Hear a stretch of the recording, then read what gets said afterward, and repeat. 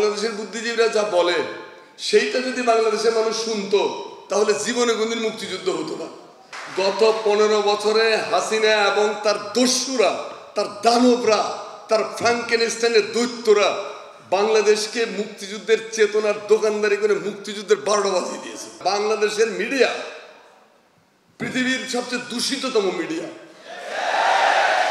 এই মিডিয়াতে যারা সাংবাদিকতা করে এরা তো ভাই ওখানে চাকরি করে, তার তো পলিসি নিয়ন্ত্রণ করার ক্ষমতা নাই। মিডিয়া নিয়ন্ত্রণ করে ভূমিদস্যুরা, জলদস্যুরা, ডাকাত, শেয়ার বাজারের মালিকরা, লুটেরা, ধর্ষণকারীরা। মিডিয়া নিয়ন্ত্রণ করে ধর্ষণকারীরা। মুনিয়া হত্যার বিচার কোনদিন পাইছেন? কিন্তু ওই পাপিষ্ট নরধমদের প্রতিষ্ঠানে এখন আমাদের লোকদের যাতায়াত দেখবেন রেগুলার। তাহলে মিডিয়া কারা নিয়ন্ত্রণ করে? এই মিডিয়ার ঘাড়ে চড়ে এখন দেখি বেশ ইনিয়ে বিনিয়ে টিনিয়ে চিনিয়ে অনেক কথা বলে। আরে আমার শহীদের, আমার সন্তানদের বুকের রক্ত এখন রাস্তার থেকে শুকায় নাই, আর তুমি ইনিয়ে বিনিয়ে চিনিয়ে হিনিয়ে মানবতার গান গাচ্ছ। শয়তানের সাথে কিসের মানবতা? পশুর সাথে কিসের মানবতা? নরহত্যাকারী, গণহত্যাকারীর সঙ্গে কিসের মানবতা?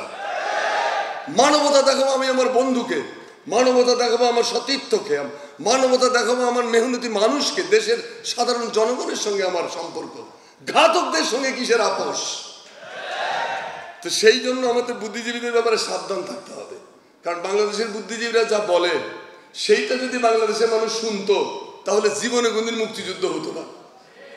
আর এখন বাংলাদেশের বুদ্ধিজীবীরা যা বলছে, ফরহাদ ভাইয়ের মতো সর্বজন শ্রদ্ধেয় ব্যক্তির আমি বুদ্ধিজীবী ধরি না। ফরহাদ ভাই হলো মানুষের অবতার। ফরহাদ ভাই হলো আমাদের আইকন, নীতি এবং ন্যায়ের পক্ষে আপোষহীন একটা কণ্ঠ। তো ফরহাদ ভাইয়ের কথা ধরবেন না। আবার আমি বলতেছি এই সমস্ত লেসপেন্সার, দালাল, পিনাকি ভট্টাচার্যের ভাষায় লেসপেন্সার, দালাল। তো এরা কারা? এদের কথা যদি এখন শোনেন বাংলাদেশের স্বাধীনতা থাকবে না। অতএব প্রত্যেক বাড়িতে বাড়িতে গেটে গেটে লাগিয়ে রাখবেন। আগে থাকতো না কুকুর হইতে সাবধান, এখন লিখবেন বুদ্ধিজীবী হইতে সাবধান। কারণ এরা নিজেরা বিভ্রান্ত, অপরকে বিভ্রান্ত করে, আপনাকে ভুল জায়গায় নিয়ে যাবে। তো ভাইয়েরা আমার, আমরা বিপ্লব করেছি যুগে যুগে, অনেক কথা হয়েছে। আমি যখনই যে কথা বলতে নোট করি তখন দেখি পরের বক্তব্যটা বলে ফেলে, আবার নোট করি, আবার দেখি পরের বক্তব্য আরেকজনটা বলে ফেলে, ফলে আবার আউলে ঝাউলা হয়ে গেছে পুরো প্রক্রিয়া। তো যাই হোক, সংক্ষেপে বলি যে বিপ্লব 47 সালে আমরা পাকিস্তান আন্দোলন করেছিলাম।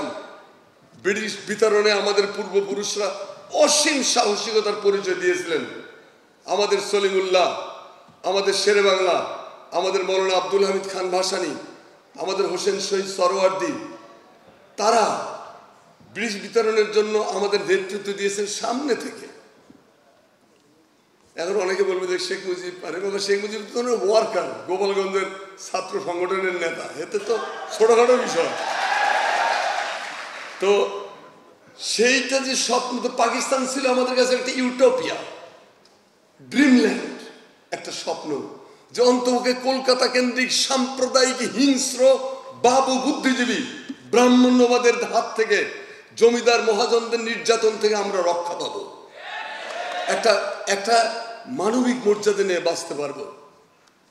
আফটার 47 পোহাইলে সর্বরই দেখলাম যে হ্যাঁ, ওই চেঞ্জ কিছু হয়েছে, এটা ঠিক। আমরা 3rd গ্রেডের থেকে 2nd গ্রেডে উঠছি, কিন্তু 1st গ্রেডের নাগরিকত্ব পাই নাই।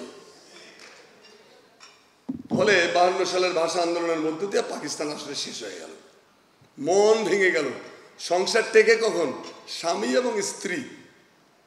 জ্ঞানের লক্ষ্যে যেমন আপার আছে, জ্ঞানের লক্ষ্মী, গানের লক্ষ্মী, শস্য লক্ষ্মী নারী, সুষমা লক্ষ্মী নারী ভিড়িছে রূপে রূপে সঞ্চারী। দিবসে দিয়েছে শক্তি সাহস, নিশীতে হয়েছে বধূ, পুরুষ এসেছে মরু ত্রিশালয়ে, নারী জুগিয়েছে মধু। রাজা করিতেছে রাজ্য শাসন, রাজা করিতেছে রাজ্য শাসন, রাজারে শাসিছে রানী, রানীর দরদে ধুইয়া গিয়াছে রাজ্যের যত গ্লানি।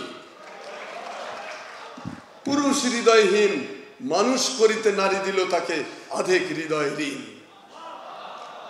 তো সেই নারীরা সংসারটা রক্ষার জন্য সর্বশেষ মুহূর্ত পর্যন্ত চেষ্টা করে।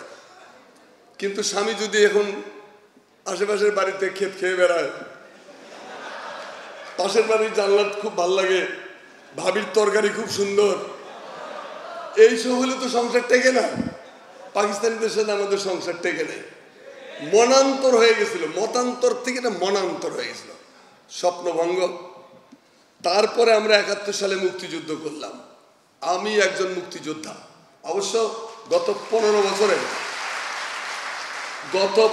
বছরে হাসিনা এবং তার দস্যুরা, তার দানবরা, তার ফ্রাঙ্কেনস্টাইনের দৈত্যরা বাংলাদেশকে মুক্তিযুদ্ধের চেতনার দোকানদারি করে মুক্তিযুদ্ধের 12টা বাজিয়ে দিয়েছে।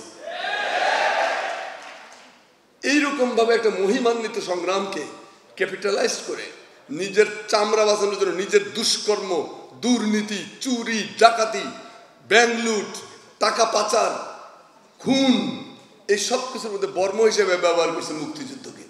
এইরকম ভাবে মুক্তিযুদ্ধের ব্যবহার হওয়ার কথা ছিল না, কিন্তু ফ্যাসিস্ট তা করেছে। তো যাই হোক, সেজন্য এই সময় বলতাম না, লজ্জা করতো, কিন্তু এখন বুক ফুলে বলেছি, yes, I M A freedom fighter.